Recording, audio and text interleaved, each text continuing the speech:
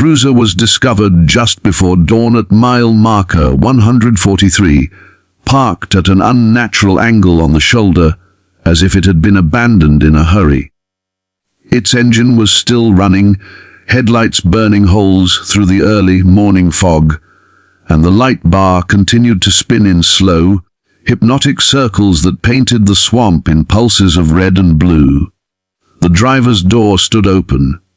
The radio whispered static.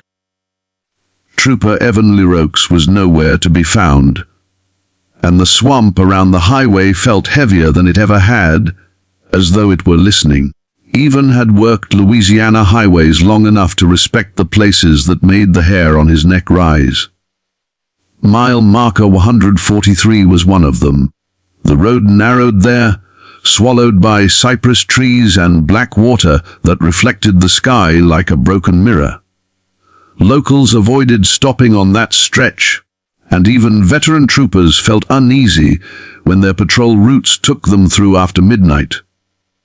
Still, Evan was the kind of officer who answered calls without complaint. At 2:11 a.m., he radioed in a routine traffic stop, his voice steady, professional, ordinary in every way. 2 minutes later, dispatch tried to check on him. There was no reply. When Evan finally keyed his mic again, his voice sounded distant, warped by interference that shouldn't have been there. He said there was another cruiser on scene, a statement that made no sense. No unit had been dispatched nearby, and no one acknowledged responding. Before dispatch could ask for clarification, the transmission dissolved into static mixed with a faint, wet sound, like footsteps moving through shallow water. Backup arrived to find Evan's cruiser exactly where he had left it. His campaign hat lay on the pavement beside the open door, perfectly dry despite the heavy fog. His flashlight rested on the seat, still on, its beam cutting through mist and illuminating nothing. There were no footprints, no skid marks, no sign of a struggle. It was as if Evan had simply stepped out of existence. Search teams combed the swamp for days, finding only deep water, thick roots, and a silence that pressed in on them from all sides. Among the older troopers, the disappearance stirred memories no one liked to revisit. Decades earlier, another officer had vanished at the same mile marker under nearly identical circumstances. That case had been buried under paperwork and time, but the road remembered. It always did. 3 nights after Evan disappeared, a rookie dispatcher heard a familiar call sign come through her headset. The voice was calm, clear, unmistakable. Even Leroux was calling in a traffic stop at mile marker 143. The room fell silent as supervisors rushed in, assuming a malfunction. They tried to respond, but the voice returned on its own, mentioning an uncooperative driver before cutting out abruptly. No cruiser was logged there. No unit acknowledged seeing anything on their dash cams. Reports began trickling in from civilians soon after. A truck driver claimed a state trooper had pulled him over on that stretch of highway, only to vanish when he stepped out of his cab. A family said they saw flashing lights in their rearview mirror, then nothing at all. Each account shared the same unsettling detail. The trooper never spoke, never moved much, and seemed soaked, as if he had just climbed out of the swamp itself. The department quietly adjusted patrol routes, instructing troopers not to initiate stops near mile marker 143 unless absolutely necessary. Even Leroux was eventually declared dead, his body unrecovered, his badge never found. Yet the calls never completely stopped. Every so often, usually during foggy nights when the swamp crept close to the road, a transmission would slip through the radio, static-laced, calm and patient. They called it a road only out of habit, a narrow ribbon of cracked asphalt slicing through miles of Louisiana swamp, where the trees leaned inward and sunlight rarely touched the ground. Official maps gave it a number, but troopers knew it by reputation alone. If your patrol route took you there after midnight, you drove faster, spoke less, and never stopped unless ordered. Too many officers had vanished along that stretch for coincidence to explain it away. Trooper Marcus Hebert learned about the road his first month on night shift. The warning came quietly, passed from one veteran to another while lockers slammed shut and radios crackled to life.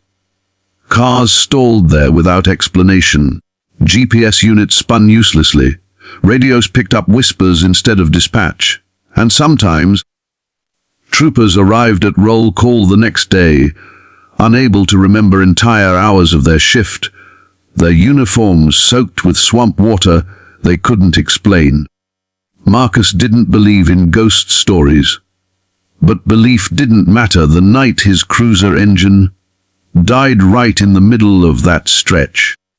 One moment he was rolling at 55, the next the dashboard went black and the engine coughed into silence. The swamp closed in immediately. Fog drifted low over the road, thick enough to swallow his headlights. When he reached for the radio, it hissed with static so loud it hurt his ears. He stepped out of the cruiser, boots crunching softly on gravel. The air smelled of rotten stagnant water, heavy and wet in his lungs. Somewhere nearby, something splashed. Marcus told himself it was an animal, but the sound repeated, slow and deliberate, like footsteps pacing him from the tree line. He shined his flashlight into the swamp and caught movement. Shadows slipping between cypress trunks, always just out of reach. The radio suddenly crackled to life. A voice came through, calm and professional, using an old call sign Marcus recognized from training manuals. The trooper who owned that call sign had died years earlier, swept away during a flood while responding to a crash on this very road. The voice asked Marcus if he needed assistance. When Marcus tried to answer, the radio cut out again, leaving only the sound of insects and his own breathing. Minutes stretched unnaturally long. Marcus felt disoriented, his thoughts slowing, the road behind him seeming farther away than it should have been. He noticed then that the fog wasn't moving like fog should. It curled inward, forming vague shapes that stood where people might stand. His flashlight flickered, and for a split second, he saw a cruiser parked ahead of him, an older model, half sunk into mud, its light bar dark. Blinking hard, he looked again. The cruiser was gone. When his engine finally roared back to life on its own, Marcus didn't question it. He climbed in, slammed the door, and drove until the swamp thinned and the road widened, not stopping until the sun began to rise. At roll call, supervisors noticed his uniform smelled of swamp water, his boots stained dark with mud. Marcus couldn't explain how it got there. Worse, he couldn't account for nearly 40 minutes of his shift. Other troopers had similar stories. Some remembered voices guiding them off the road and back to safety. Others recalled seeing fellow officers standing motionless among the trees, uniforms faded, faces pale, eyes reflecting light too brightly. A few never came back at all. Their cruisers were found days later, engines cold, doors open, radios softly humming. Official reports blamed accidents, disorientation, equipment failure. Unofficially, the road earned a new rule: no solo patrols, no stops, no responses unless lives were clearly at risk. Even then, dispatch kept units moving through quickly, as if lingering too long invited something to notice. It began as a routine transport, the kind Louisiana state troopers handled without a second thought. Trooper Nathan Collier picked up the prisoner just after sunset from a rural parish jail, tucked between sugarcane fields and swamp. The man had been found wandering along a back road, barefoot, clothes torn and soaked, unable or unwilling to explain where he came from. He hadn't resisted arrest. He hadn't spoken at all. He had only stared, eyes unblinking, reflecting light in a way that made the deputies uneasy. Nathan secured him in the back of the cruiser and started the long drive toward Baton Rouge. The sky darkened fast, swallowing the last strip of orange on the horizon. The prisoner sat perfectly still behind the cage, hands resting calmly in his lap. Too calm. Nathan checked the rearview mirror more times than he cared to admit. Every time, the man's eyes were already on him. 10 miles in, Nathan noticed the smell. It wasn't sweat or decay, but something damp and metallic, like rain hitting rusted iron. The radio crackled with static, briefly cutting out dispatch. When it came back, the dispatcher's voice sounded distant, distorted. She asked Nathan to confirm his status. Before he could answer, the prisoner leaned forward, close enough for Nathan to feel his breath on the back of his neck. "You shouldn't take this road," the man said softly. Nathan nearly swerved. It was the first time the prisoner had spoken, his voice low and smooth, carrying an accent Nathan couldn't place. He ordered the man to sit back, to keep quiet.